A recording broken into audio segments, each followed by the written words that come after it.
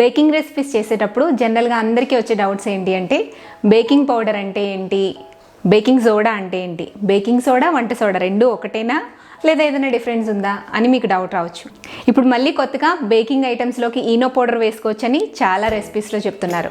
So ఏది ఇందులో వాడుకోవాలి, బేకింగ్ సోడాని బేకింగ్ పౌడర్లా ఎలా మార్చుకోవచ్చు, సో ఈ విషయాలన్నీ ఈ వీడియోలో డిస్కస్ చేద్దాం. మిస్ కాకుండా వీడియో మొత్తం కంప్లీట్గా చూసేయండి. హాయ్ నమస్తే, నేను మీ భార్గవి. వెల్కమ్ టు మనలో మన మాట.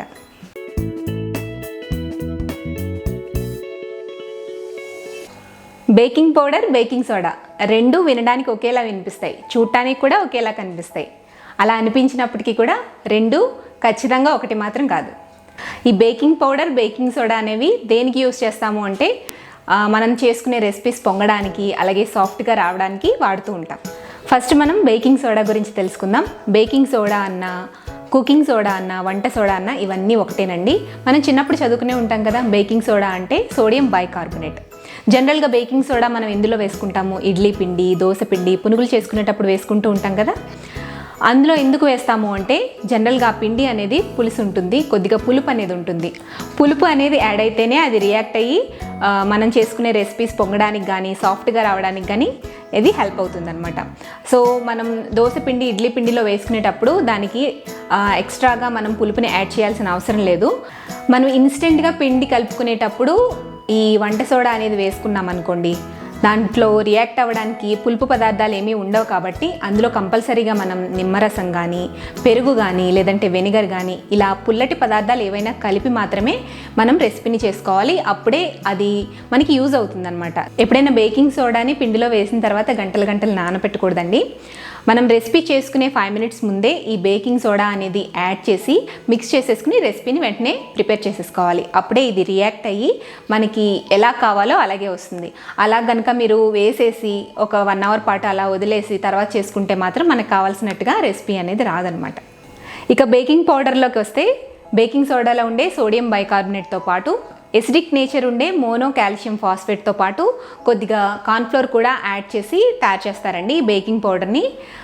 మనకి జనరల్గా బేకింగ్ సోడా వేసుకునేటప్పుడు 1 stepలోనే పొంగుతుంది. అంటే మనం పిండిలో ఈ పౌడర్ని కలిపినప్పుడు ఒకసారి పొంగుతుంది, దాన్నే మనం రెసిపీకి యూజ్ చేసుకుంటాము. బట్ ఈ బేకింగ్ పౌడర్ ఏంటంటే 2 steps వర్క్ చేస్తుంది అనమాట. అంటే పిండి కలిపేటప్పుడు ఒకసారి పొంగుతుంది, మళ్ళీ తర్వాత మనం వేడి చేసేటప్పుడు మరొకసారి పొంగుతుంది. సో 2 steps ఇది పొంగడం వల్ల మనం కేక్స్లో కానీ, బిస్కెట్స్లో కానీ బేకింగ్ పౌడర్ని జనరల్గా యూజ్ చేస్తూ ఉంటాం.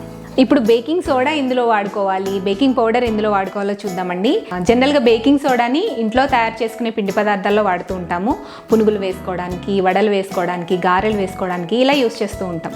అది సింగిల్ స్టెప్లో పొంగితే సరిపోతుంది, మరీ ఫ్లఫీనెస్ రావాల్సిన అవసరం లేదు.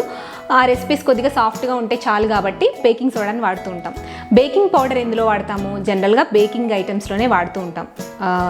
కేక్స్ కానివ్వండి, బిస్కెట్స్ కానివ్వండి, ఇందులో వాడుతూ ఉంటాం. ఎందుకంటే అవి కొద్దిగా ఫ్లఫీగా రావాలి, డబల్ సైజులో ఉబ్బాలి కాబట్టి, 2 stagesలో అవి పొంగాలి కాబట్టి మనం అందులో బేకింగ్ పౌడర్ అనేది వాడుతూ ఉంటాము. అవసరాన్ని బట్టి బేకింగ్ సోడా, బేకింగ్ పౌడర్ కూడా ఈ బేకింగ్ రెసిపీస్లో వాడుతూ ఉంటామండి. జనరల్గా నేను రికమెండ్ చేసేది ఏంటి అంటే బేకరీ ఐటమ్స్, అంటే బేకింగ్ ఐటమ్స్లో కేక్స్ కానీ, బిస్కెట్స్ కానీ, పఫ్స్ కానీ ఇలాంటి వాటిల్లో బేకింగ్ పౌడర్ అనేది వేస్తేనే మనకి ఫ్లఫీనెస్ అనేది బాగా వస్తుంది. ఇన్ కేస్ బేకింగ్ పౌడర్ అనేది ఇంట్లో లేకపోతే బేకింగ్ సోడాని బేకింగ్ పౌడర్గా ఎలా చేంజ్ చేసుకోవచ్చు అనేది ఇప్పుడు చూద్దాం. బేకింగ్ పౌడర్ కంటే బేకింగ్ సోడా కొద్దిగా స్ట్రాంగ్గా ఉంటుందండి. అంటే 1 teaspoon baking soda is equal to 2 to 3 teaspoons of baking powder అనమాట. సో బేకింగ్ సోడా అనేది కాన్సన్ట్రేటెడ్గా ఉంటుంది. అందుకే మనం రెసిపీస్లోని చిటికెడు మాత్రమే బేకింగ్ సోడా అనేది వేస్తాము. బట్ బేకరీ ఐటమ్స్లో సో బేకింగ్ పౌడర్ అనేది కొంచెం ఎక్కువ వేస్తాం. కేక్స్లో చెప్పేటప్పుడు కూడా 1 teaspoon baking powder, 1/2 teaspoon baking soda అని ఎందుకు చెప్తామంటే ఇదే రీజన్ అనమాట. ఇన్ కేస్ మీ ఇంట్లో బేకింగ్ పౌడర్ కనుక లేకపోతే బేకింగ్ సోడాని బేకింగ్ పౌడర్ కింద కన్వర్ట్ చేసుకోవచ్చండి.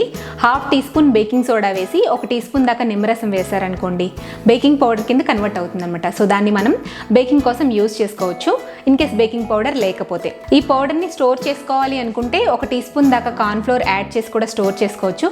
బట్ మన ఇంట్లో జనరల్గా ఈ బేకింగ్ సోడా అలాగే నిమ్మరసం ఉంటాయి కాబట్టి వాటిని ఇన్స్టెంట్గా యాడ్ చేసుకోవడమే బెటర్. మీరు బేకింగ్ పౌడర్కి బదులుగా బేకింగ్ సోడాని రీప్లేస్ చేసుకోవాలి చేసుకోవాలి అంటే ఎక్కువ క్వాంటిటీ వేయకూడదండి. దానికి బదులు జస్ట్ ఒక పావు టీ స్పూనో లేదా హాఫ్ టీ స్పూన్ మాత్రమే వేయాలి. ఎక్కువ వేస్తే మనం చేసే రెసిపీ ఏదైనా సరే చేదొస్తుంది, అలాగే బాగా ఎక్కువ పొంగిపోతుంది, ఎయిర్ గ్యాప్స్ అనేవి ఎక్కువ వచ్చేస్తూ ఉంటాయి. సో టేస్ట్ అంత బాగోదన్నమాట. అందుకని ఎప్పుడు కూడా బేకింగ్ పౌడర్కి బదులు బేకింగ్ సోడా వేసేటప్పుడు తక్కువ క్వాంటిటీలో వేసుకోవాలి. అప్పుడు రెసిపీ అనేది చేదు రాకుండా ఉంటుంది. ఈ బేకింగ్ సోడా బేకింగ్ పౌడర్ అనేది దాదాపుగా 1 సంవత్సరం దాకా మనకి నిలువ ఉంటాయండి. సంవత్సరం పాటు మనం వాడుకోవచ్చు. అది కూల్ డ్రై ప్లేసెస్లో అయితే. కొద్దిగా హ్యూమిడిటీ ఉండే ఏరియాస్ అంటే వైజాగ్, కాకినాడ, కొద్దిగా బయట వాతావరణంలో తేమ అనేది ఎక్కువ ఉంటుంది కదా. సో అలాంటి ప్లేసెస్లో ఇవి కొద్దిగా త్వరగా పాడైపోయే ఛాన్స్ ఉంటుందన్నమాట. 6 మంత్స్ పాటు ఉంటుంది. 6 మంత్స్ తర్వాత చెడిపోయే ఛాన్స్ ఉంటుంది. గడ్డలు కట్టేసి పాడైపోవడం ఇట్లాంటివి జరుగుతూ ఉంటాయి అన్నమాట. బేకింగ్ సోడా ఎక్స్పైర్ అయిందా, మనం వాడుకోవచ్చు అనేది ఎలా తెలుస్తుంది అంటే దాంట్లో కొద్దిగా నిమ్మరసం వేయండి. ఒక ప్లేట్లో కొంచెం పౌడర్ తీసుకుని నిమ్మరసం కానీ వెనిగర్ కానీ వేయండి. బబుల్స్ కింద నురగలా వస్తే అది పనిచేస్తున్నట్టు, దాన్ని మనం వాడుకోవచ్చు. లేదు నురగ రాకపోతే అది పాడైపోయినట్లే అర్థం. బేకింగ్ పౌడర్ పాడైపోయిందా లేదా అని చెక్ చేసుకోవాలి అంటే ఒక ప్లేట్లో కొద్దిగా బేకింగ్ పౌడర్ని వేసి వాటర్ వేయండి. అందులో ఎసిడిక్ ఆల్రెడీ ఉంటుంది కాబట్టి మీరు నిమ్మరసం వేయాల్సిన అవసరం లేదు. జస్ట్ వాటర్ వేస్తే కొద్దిగా బబుల్స్ వచ్చి నురగలాగా వచ్చిందనుకోండి, అది పనిచేస్తున్నట్టు. నురగ రాకుండా నార్మల్గా ఉంది అంటే సో అది మనకి పనిచేయదనమాట. కేక్స్లో వేసుకున్నా కూడా వేస్టే. ప్రజెంట్ ఇప్పుడు బేకింగ్ రెసిపీస్ చేసుకునేటప్పుడు బేకింగ్ పౌడర్కి బదులుగా ఈనో పౌడర్ని వాడుకోవచ్చు అని చెప్తున్నాం కదా చాలా రెసిపీస్లో. ఎందుకంటే baking powder composition, chemical composition, అలాగే ఈనో కెమికల్ కాంపోజిషన్ రెండు సేమ్ అండి. బేకింగ్ పౌడర్ని ఈ ఈనో పౌడర్తో రీప్లేస్ చేయొచ్చు, బట్ అన్ని రెసిపీస్కి ఇది సెట్ అవ్వదండి. అలాగే ఈనో పౌడర్ కొంచెం కాస్ట్ ఎక్కువ బేకింగ్ పౌడర్తో కంపేర్ చేసుకుంటే. మనం జనరల్గా ఈనో పౌడర్ని దేనికి వాడతాము అంటే కడుపులో ఉండే గ్యాస్ట్రైటిస్ ప్రాబ్లమ్స్కి కానీ, గ్యాస్ ఫామ్ అయినప్పుడు కొద్దిగా ఫ్రీగా ఉండడానికి కానీ ఈ ఈనో పౌడర్ని వాటర్లో కలుపుకొని తాగుతూ ఉంటాం కదా. సో ఈ ఈనో పౌడర్ కానీ, బేకింగ్ పౌడర్ కానీ, బేకింగ్ సోడా కానీ ఇవన్నీ కూడా రెగ్యులర్గా డైలీ రెసిపీస్లో వాడుకోకూడదండి. ఎప్పుడో అప్పుడప్పుడు రెసిపీస్లోకి వాడుకుని తినచ్చు, బట్ రెగ్యులర్గా అయితే వీటిని వాడకూడదు అనమాట. కడుపులో ఉండే యాసిడ్ని కంట్రోల్ చేసేసి మనకి కడుపులో తిన్నది అరగకుండా చేస్తాయన్నమాట. సో ఇవంతా హెల్దీ కాదు. ఎప్పుడన్నా బేకింగ్ ఐటమ్స్ కానీ లేదా అప్పుడప్పుడు స్నాక్స్ చేసుకునేటప్పుడు వీటిని వాడుకోవచ్చు. సో ఇదండి ఈరోజు topic, baking powder, baking soda, Eno. వీటి గురించి మీకు క్లియర్గా ఎక్స్ప్లెయిన్ చేశానని అనుకుంటున్నాను. ఈ వీడియో మీకు యూజ్ అవుతుందని అనుకుంటున్నాను. మళ్ళీ నెక్స్ట్ వీక్ ఇంకొక టాపిక్తో మీ ముందుకు వస్తాను. అంతవరకు కీప్ వాచింగ్ మనలో మన మాట.